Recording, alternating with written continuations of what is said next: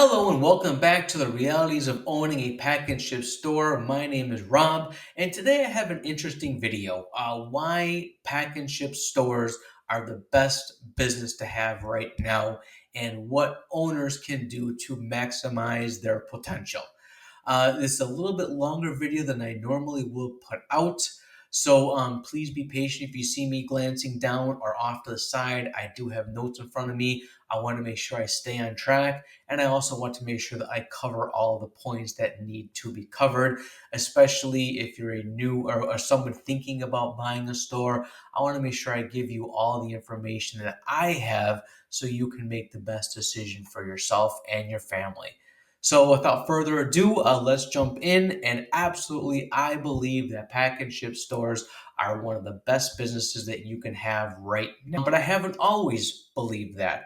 You see, my wife and I have owned a pack and ship store since 2017.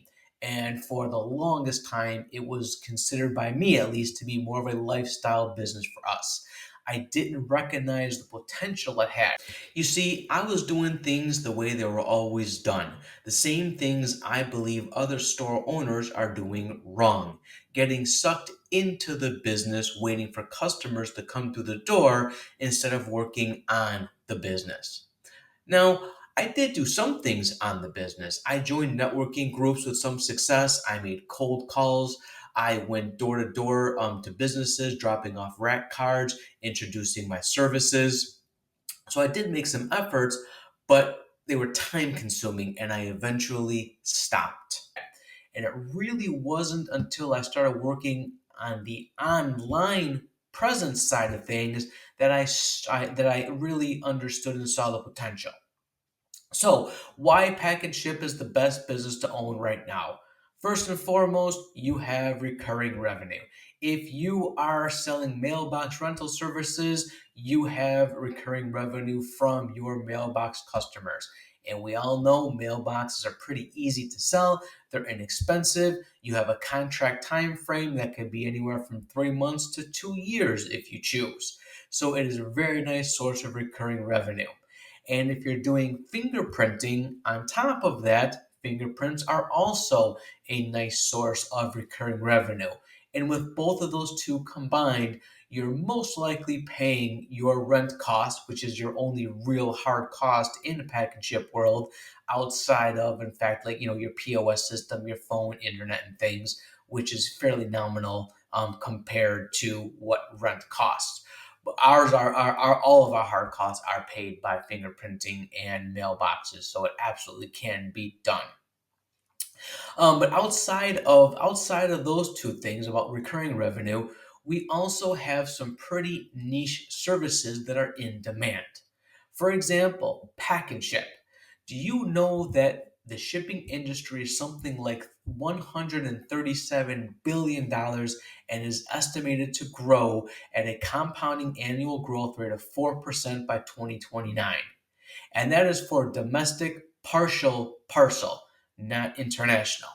You have your finger on the pulse for shipping. Talk to an e commerce owner and ask them what was one part of their job that they don't like doing. And I bet you they're going to say packing and shipping of orders. Think about it. Many of them are home businesses, and in their house, they have boxes and peanuts and shelving. And whether it's in the garage or a family room, it's still taking up valuable room in their home. And so that is one thing they're not going to want to do. Let's say they get 5, 10 orders a day. They have to take their time, go to the room, take the orders, print out the labels, wrap the item, put it in the box. They don't want to do that. They'd rather focus on their business. You, being in the packing and shipping business, can offer order fulfillment services for them. You can carry the stock for them. For a small fee, you can pack and ship the orders for them. Have you heard of Amazon FBA? That is pretty much what they do, and you can do the same. Another niche service are promotional products. Now, whether you're a small mom and pop e commerce company sending out one package a day or the biggest of the big, you're buying promotional products. The promotional products business grew 2.8% over the past decade and estimated at $27.8 billion in 2025. You have your finger on the pulse of promotional products. And if you're not doing promotional products in your store, I highly recommend you look into getting started with it because it's a very nice source of revenue. Let's talk about packaging. The packaging industry is slated to reach 1.42 trillion by 2028 with a compounded annual growth rate of 3.9%. And guess what? Most likely you have packaging products in your store. Most of us have boxes and bubble wrap, and of course I realize there's more to packaging than simply boxes and bubble wrap, but it is something that you can get into and you can offer more of those items to your customers. And let's take it one step further in packaging. Let's talk about eco packaging and sustainable packaging. These two are huge trends in the business right now. Custom packaging is blowing up because today it's all about the customer experience. People need to brand their business, and it starts with packaging. And you sell packaging. You have your finger on the pulse of three huge and growing industries right now. And I haven't even mentioned the money you can make by investing in a good format printer and cutter. There's a huge fortune to be made with printing services, most likely in your town. Do you see where I'm going with this? I know I've mentioned it a few times, but again, you have your finger on the pulse in these industries, ones that are growing. And on top of that, which may even be the most important piece of all this, is you have a store that offers all of these services that people and businesses need. They're coming to you already, whether it's just to drop off a UPS or USPS or DHL package, whether they're asking for something to be laminated or faxed or copied or shipped. Your store makes a great testing ground, and it's a perfect place to talk to customers. It's perfect to offer different signage, to talk about different things you're looking to get into and test the market. It could be as simple as selling backpacks. We sell CBD in our store. Who would have thought people want to come to a store named Box and Send Business Center for CBD, but we have been selling it since 2019. We don't make a fortune selling it, but we do all right. And it's something we tried, it worked, so we kept it. We sell backpacks, office supplies, tie dye shoes, tie dye shirts, jewelry, all sorts of things. But again, it is a testing ground. I don't care what product we're making money on, as long as we're making money and we keep trying new things. So if you are one of those, if you are running your business as a lifestyle business and you're happy doing such things, great. Leave it as alone. Good for you. Continue doing what you're doing. But if you want to grow and you want to try something new and you want to look at a new way to do things, it's important that you start looking at the online presence of your business. I spent the last year doing just that on a fairly full time basis.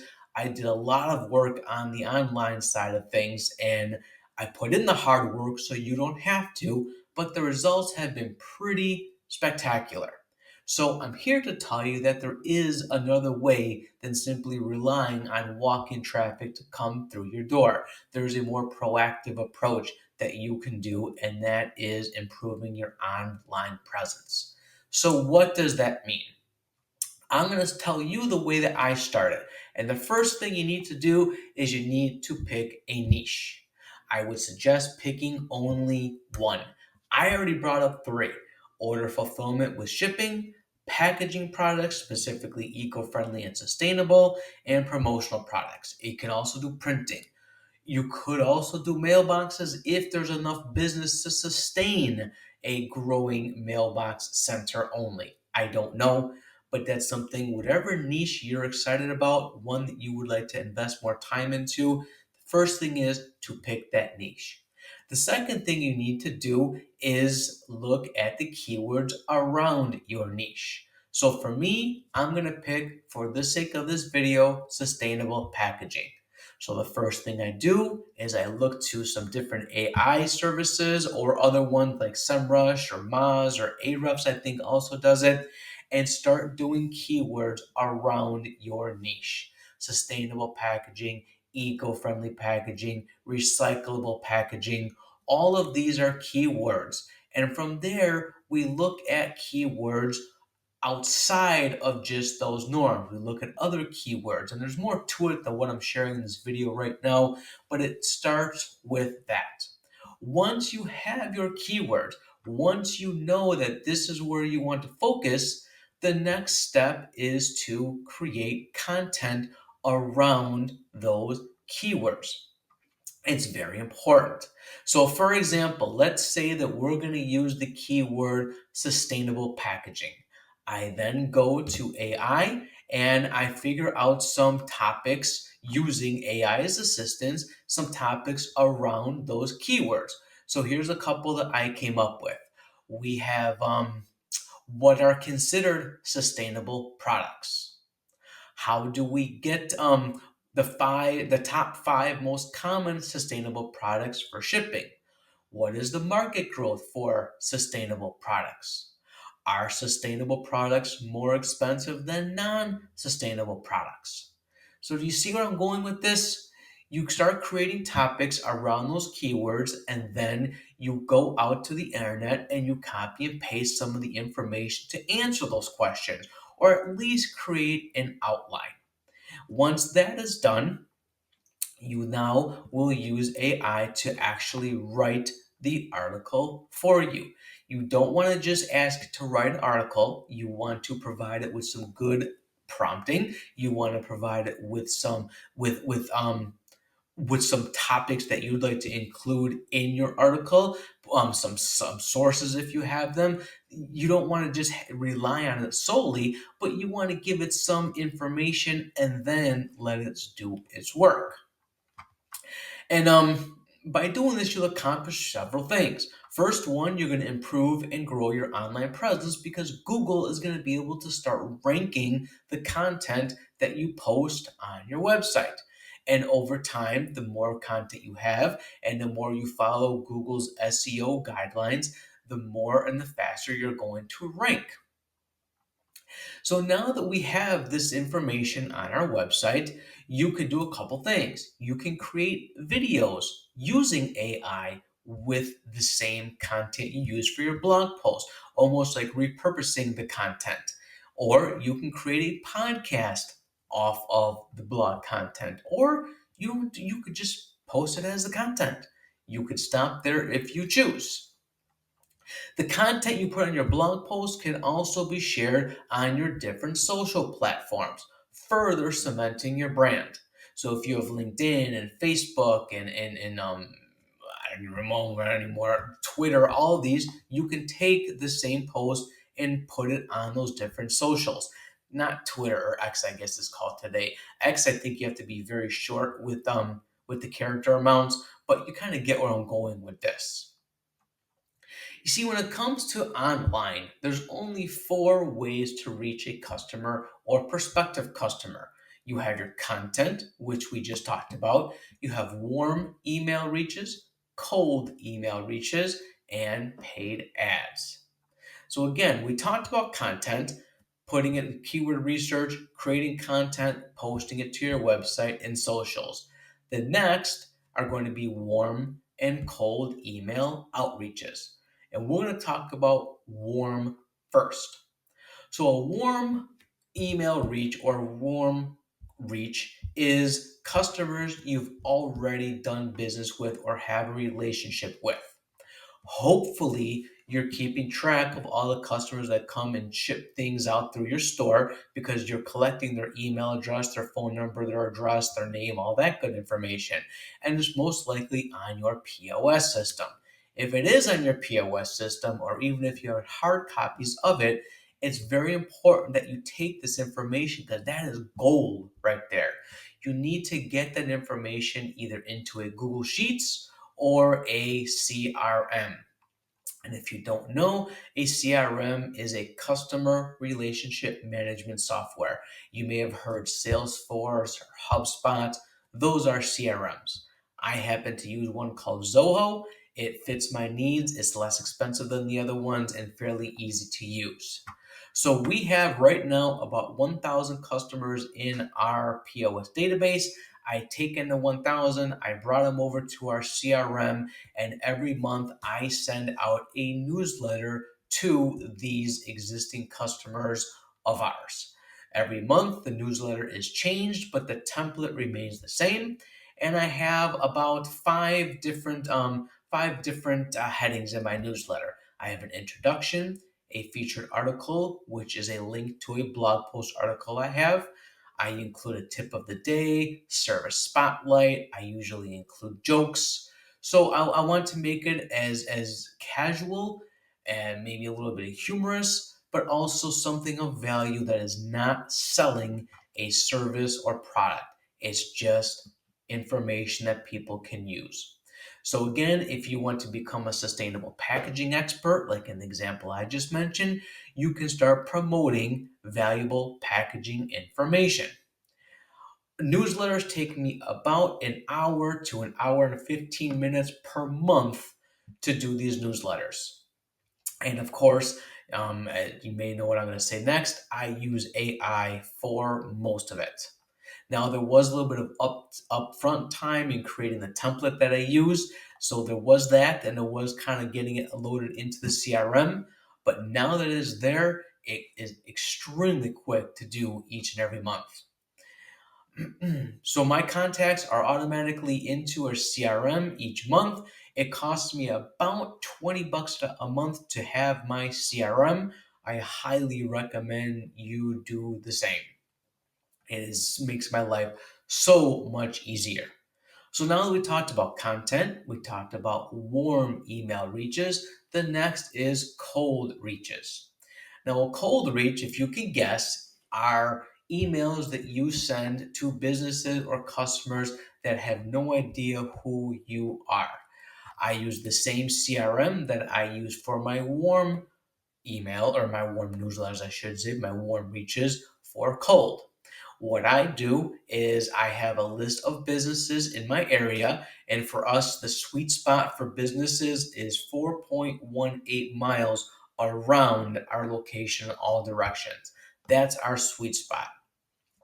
I have businesses in that area, they're in my CRM, and I send them emails every couple of days. I'll send them for maybe 4 or 5 worth of emails, and if I don't get any response, I take them and I put them into a warm list where they get the newsletters every single month, just like our existing customers do.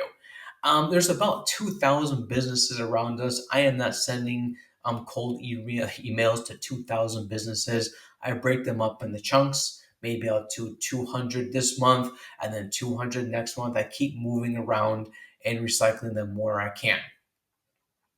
And I use emails for most of it because emails are easy to do, very easy to set up, and I will follow up with a phone call as well. I may send out 1 or 2 emails, then call on the phone to see if I can set the appointment or talk about the services that we offer.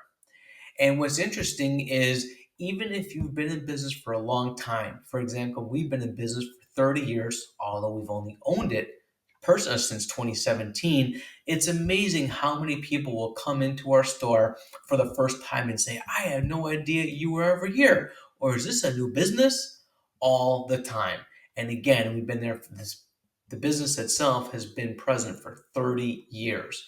So many people may not even know who you are. It's important you're reaching out to them cold, both cold and warm. It makes a big, big difference. So we have the warm, we have the cold, and we have the content.